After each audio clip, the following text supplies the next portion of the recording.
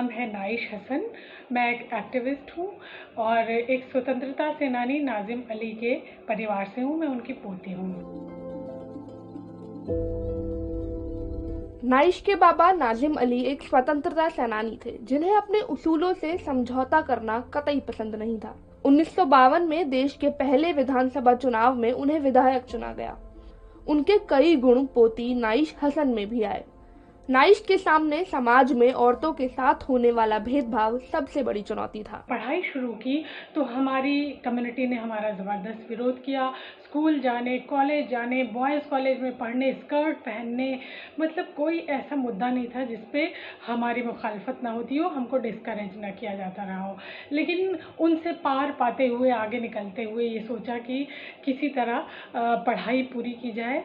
Higher education के लिए nice Sultanpur से लखनऊ आ गईं।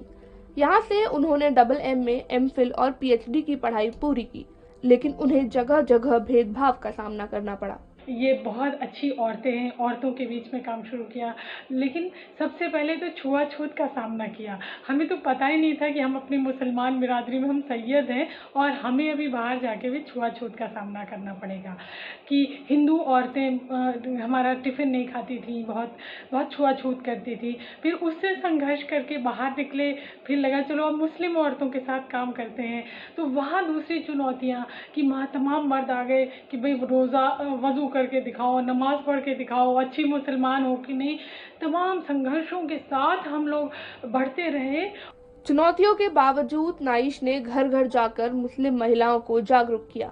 2002 में गुजरात दंगों के बाद वो अहमदाबाद आ गईं, जहां मुस्लिम बस्तियों की महिलाओं के लिए काम किया। इसके बाद 2005 में इमराना रेप केस सामने आया। महिला के साथ उसके ही ससुर ने रेप किया था। नाइश ने इमराना को न्याय दिलाने की लड़ाई लड़ी। इस मामले में आरोपी को 10 साल की सजा मिली। 3 तलाक हलाला के खिलाफ और मेहर के हक के लिए नाइश ने आवाज बुलंद की, लेकिन उन्हें लोगों का विरोध भी सहना पड़ा। कभी बीजेपी का एजेंट कहा गया तो कभी धमकियां मिली। एक दिन तो ऐसा भी आया कि हम कुछ मीडिया के लोगों के साथ लखनऊ में ही एक बातचीत कर रहे थे ओपन एरिया में। तो कुछ लोग बाकायदा ये जो हमें पहचानते थे, हमें आइडेंटिफाई करते थे, वो हमको मारने चले आए।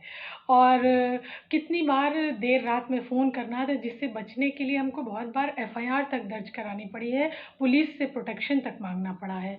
मगर इन सब के बावजूद उन्होंने हिम्मत नहीं हारी। नाइश कहती हैं, 3 तलाक की लड़ाई में पूरा जहान हमारे ख़िलाफ़ था, लेकिन हम ने ये सोचा कि नहीं, हम कहीं से भी गलत नहीं हैं, हम कुरान से गलत नहीं हैं, हम कॉन्स्टिट्यूशन से गलत नहीं हैं। तो अब चाहे हमारे ऊपर कितने भी ठप्पे लग जाएँ, लेकिन हम इस लड़ाई को लड़ के रहेंगे। और वो हमने लड़ा और आपने देखा कि चाहे टुकड़ों में ही सही, पर जीत तो हमारे हिस्से में आ ही गई।